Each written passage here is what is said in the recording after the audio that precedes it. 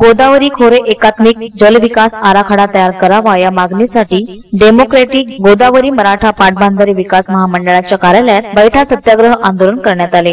गोदावरी खोरे एकात्मिक जल विकास आराखडा तयार करण्याचे काम गेल्या 10 वर्षापासून रखडत ठेवण्यात आल्याच्या विरोधात हे आंदोलन करण्यात आलं। या आराखड्यावर आतापर्यंत 50 कोटी रुपये खर्च होऊनही अत्यंत चुकीच्या पद्धतीने आराखडा तयार केला जात आहे। मराठवाड्याचे वाळवंट होण्याची शक्यता निर्माण झाली आहे। या विरोधात रिपाईतर्फे वारंवार आंदोलने करण्यात येत आहेत। मराठवाड्यातील 2 कोटी जनतेच्या दृष्टीने हा अत्यंत महत्त्वाचा विषय असून यासाठी अनेक वेळा चर्चा करून निवेदने देण्यात आली, तरी याकडे लक्ष दिले जात नाही। त्यामुळे दिवसभर हा बैठा सत्याग्रह करण्यात आला। या आंदोलनात नगरसेवक कैलास गायकवाड, रमेश जायभाय, लक्ष्मण शिंदे, सचिन गंगावणे यांच्यासह अनेक कार्यकर्ते सहभागी झाले होते।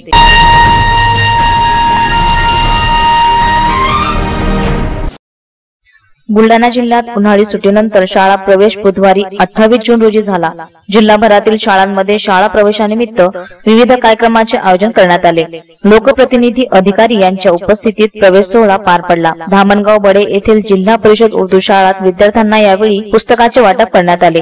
यावेळी मोताळा पंचायत समितीचे उपाध्यक्षांचे सुपुत्र श्री कृष्ण भोरे यांचा मुख्याध्यापक यांनी नारळ व शाल देऊन सत्कार केला। यावेळी आरिफ खान, रियाज पटेल, शेख रब्बू, उमर मनियार, शकील कुरेशी, शिवदास चैतनकर, सय्यद साबिर या विद्यार्थ्यांना पुस्तक वाटप करण्यात आली।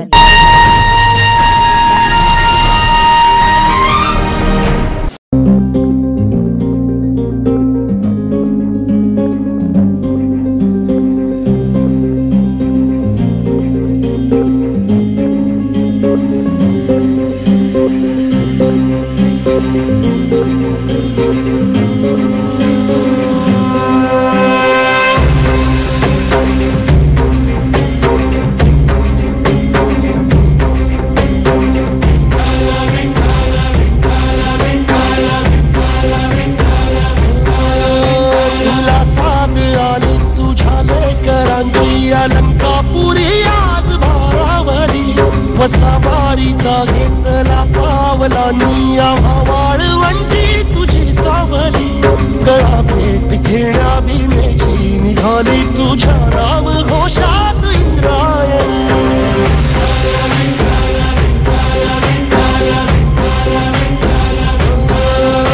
भिडे आसमंती ध्वजा वैष्णवांची उभी पंढरी आज तुझे नाव ओठी तुझे रूप ध्यानी जीवाला तुझी आस लागली। जरी बाप साऱ्या जगाचा परी तू आमालेकरांची विठू माऊली।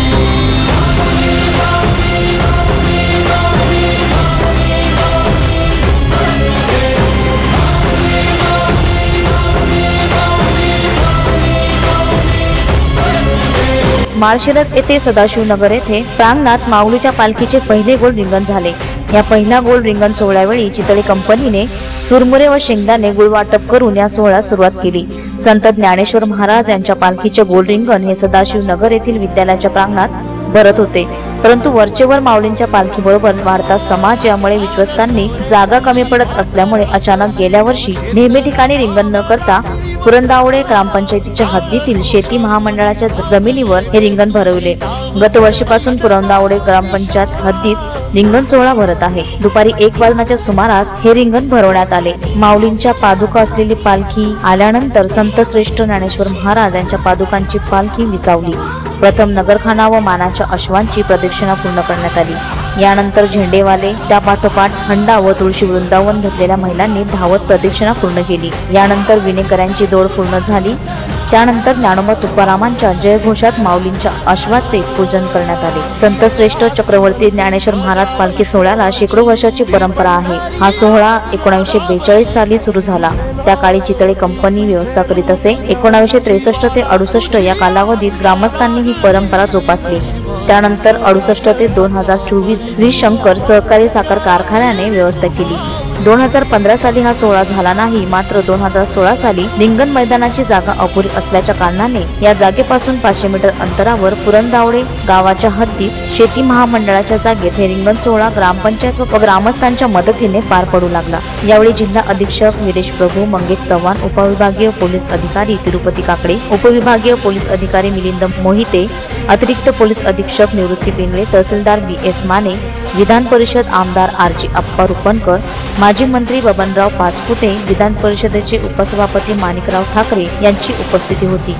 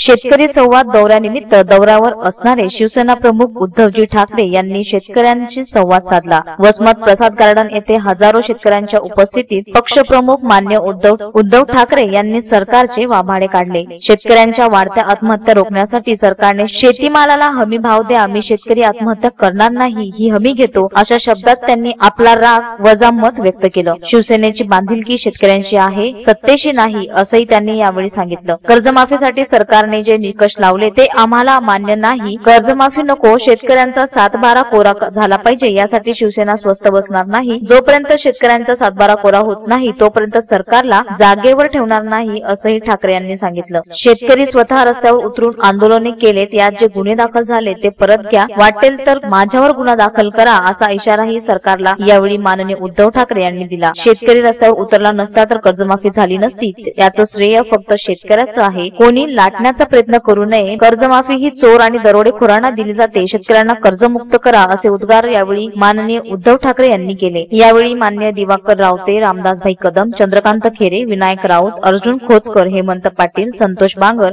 वसमतचे आमदार डॉ जयप्रकाश मुदंडा, सुनील काले, बालाजी तंबोली, अंकुश आहेर, काशीनाथ भोसले, दीपक मुदंडा यांसह अनेक ज्येष्ठ श्रेष्ठ कार्यकर्ते यांची उपस्थिती होती। तसंच तुझ्या बँकेच्या दारावरती तू किती शेतकऱ्यांना कर्ज मुक्त करण्याची यादी मला पाहिजे। आणि कोणी उगाच काहीतरी निकष पराचा कावडा करून माझ्या शेतकऱ्याला कर्जमुक्तीपासून वंचित ठेवत असेल तर त्याला समजेल अशा भाषेमध्ये तुम्हाला बोलावं लागेल, हे समजून सांगावं लागेल। त्याच्या भाषेत तुम्हाला माहिती हे पोलीस बाजूला म्हणून सगळं चांगलं भाषेत सांगा, त्यांना समजेल त्याच्या काय गुन्ह्यात तुम्ही काय बोलतोय का, बरोबर आहे। आणि ही शिवसेनेची भाषा, कारण योगी कर्जमुक्तीची घोषणा झाल्यानंतर नुसतं फसवेगिरी करून सरकार निसरून जाणार असेल तर अशा सरकारला आपल्याला सोडता नाही। आणि म्हणून कर्जमुक्तीचा मी श्रेय घेणं आलेलं नाही, हे श्रेय जर कोणाचं असेल तर तेव्हा माझे शेतकरी बांधवांकडे माझा,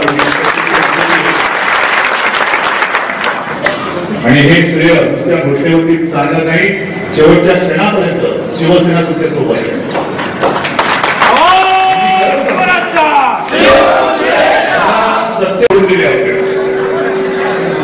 आणि सगळ्यांना असं वाटत होतं की राजकारणी म्हणजे एका माळीचे मणी, हे फक्त मतं मागायला येणार, मता बोलता आम्ही त्याला दिसतो, आणि निवडून दिल्यानंतर मत दिल्यानंतर आम्हाला किंमत नसते. मग त्याच्यामध्ये काँग्रेस काय, राष्ट्रवादी काय, भाजप काय आणि शिवसेना काय सगळे चालते. आणि आता मला सगळेजण विचारतायत, अगदी मोठे मोठे बुद्धिमान लोक सुद्धा म्हणतात मला की नेमकी तुमची भूमिका काय. एका बाजूला तुम्ही सत्तेमध्ये आहात, एका बाजूला तुमचे मंत्री आहेत आणि दुसऱ्या बाजूला तुम्ही शेतकऱ्यांसोबत आहात.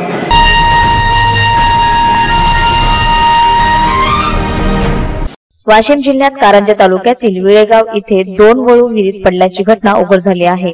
त्यानंतर सुरू झालं मिशन वळू. विळेगाव इथल्या गावात 2 वळूंचं वैर त्यांच्या जीवावर बेतलं. मात्र गावातील लोकांच्या सतर्कतेमुळे आणि सर्वकालीन आपत्कालीन संस्थेच्या वतीने वळूला वाचवण्याचा प्रयत्न सुरू झाला. 50 फूट खोल विहिरीत असलेलं पाणी खाली करून क्रेनच्या साह्याने या 2 वळूंना बाहेर काढण्यात आले. कारंजा तहसीलदार सचिन पाटील तसेच गावकऱ्यांच्या मदतीमुळेच या 2 वळूंचा जीव सुखरूप आहे.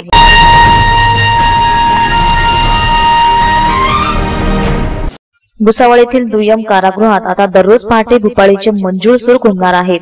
रोटरी क्लबने बुधवारी भेट दिलेल्या साऊंड सिस्टममुळे कारागृहासारख्या निरस वातावरणात आणि चिरेबंदी खोल्यांमध्ये होणारी कैद्यांची घुसमट कमी होण्यास काहीशी मदत होणार आहे. रोटरी क्लबचे अध्यक्ष महेश भराडे, भावी अध्यक्ष प्राध्यापक डॉक्टर गिरीश कुलकर्णी, सचिव जी.आर. ठाकूर, रोटरियन प्राध्यापक अरुण मांडाळकर, राजीव सेहगल, आशिष अग्रवाल, राजेश जोशी, राजेश अग्रवाल आदींनी बुधवारी सकाळी 11 वाजता दुय्यम कारागृह गाठले. अधीक्षक जितेंद्र माळी यांच्याशी चर्चा करून सर्वांनी कारागृहाची पाहणी केली. कारागृहाच्या आवारात फुललेले उद्यान पाहून पदाधिकाऱ्यांनी अधीक्षक माळी यांचे कौतुक केले. यानंतर कारागृहासाठी साऊंड सिस्टम, माईक आणि 51 पुस्तकांचा संच भेट म्हणून देण्यात आला. रुपेश जैन यांनी बुद्धिबळ कॅरम बोर्ड देण्याची घोषणाही केली. रोटरी क्लबने यापूर्वी कारागृहात कूपन नलिका तयार करून दिल्याची माहिती अधीक्षक माळी यांनी दिली.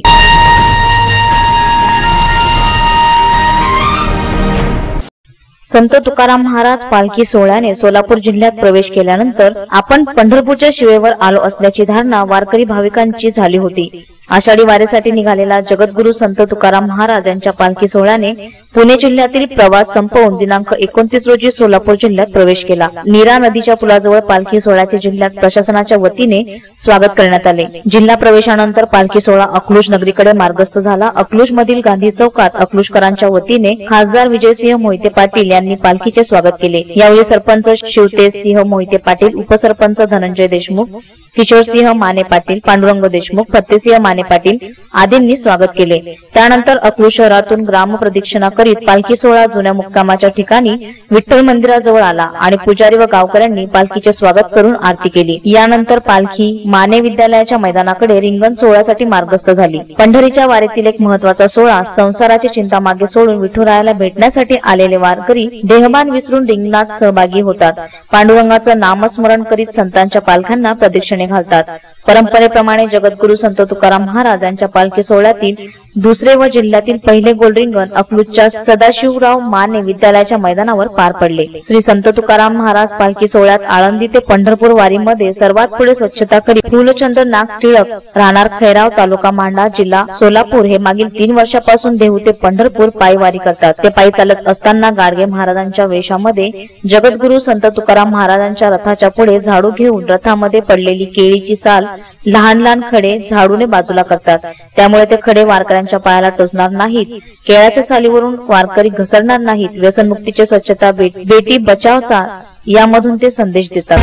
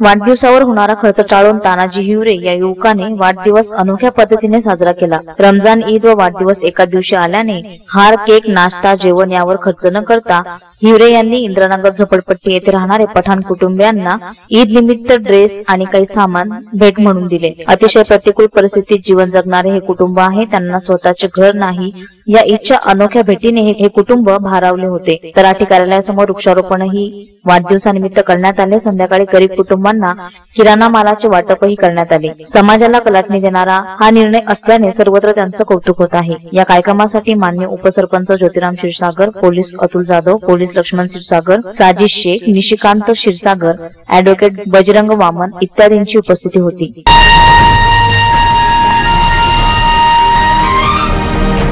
अकोल्यातील प्रसिद्ध बांधकाम व्यावसायिक अमित वाघ यांच्या कुटुंबियांसह साताऱ्यातून बेपत्ता झाले आहेत।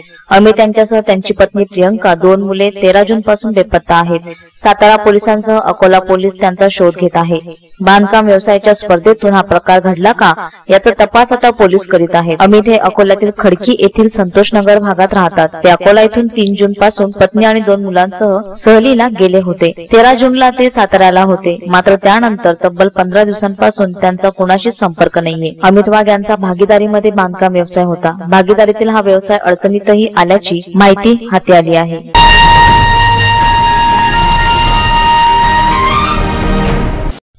मानवी तस्करी विरोधात उल्लेखनीय कार्य करणाऱ्या जगभरातील प्रेरणादायी कार्यकर्त्यांना अमेरिकेच्या परराष्ट्र मंत्रालयाकडून trafficking in person report hero award देण्यात येतो। हा पुरस्कार अमेरिकेचे परराष्ट्र मंत्री टिलरसन आणि सल्लागार इवांका ट्रम्प यांनी तेलंगणा राज्यातील मूळचे महाराष्ट्रीयन असलेल्या महेश भागवत यांना नुकताच प्रदान केला। मानवी तस्करी म्हणजे माणसांना गुलामाप्रमाणे वागणूक देत त्यांच्या मूलभूत अधिकारांचे हनन करणे आहे। ही मानवी तस्करीची समस्या सोडवण्यासाठी जगभरात अनेक स्वयंसेवी संस्था, प्रशासकीय अधिकारी कार्यरत आहेत। यासाठी हैदराबादचे पोलीस आयुक्त महेश भागवत यांची जगभरातून trafficking in person report hero award पुरस्कारासाठी निवड करण्यात आली आहे। हा पुरस्कार सोहळा नुकताच अमेरिकेत पार पडला। काही अपरिहार्य कारणास्तव भागवत मात्र या पुरस्कार वितरण सोहळ्याला उपस्थित राहू शकले नाहीत। मानवी तस्करी विरोधात केलेल्या उल्लेखनीय कामगिरीची थेट अमेरिकेने दखल घेतल्याने महेश भागवत यांच्या यशात आणखी एक मानाचा तुरा खोवला गेलाय। प्रसिद्धी वलयापासून दूर राहणारे पोलीस आयुक्त भागवत हे महाराष्ट्रातील मूळचे अहमदनगर जिल्ह्यातील आहेत।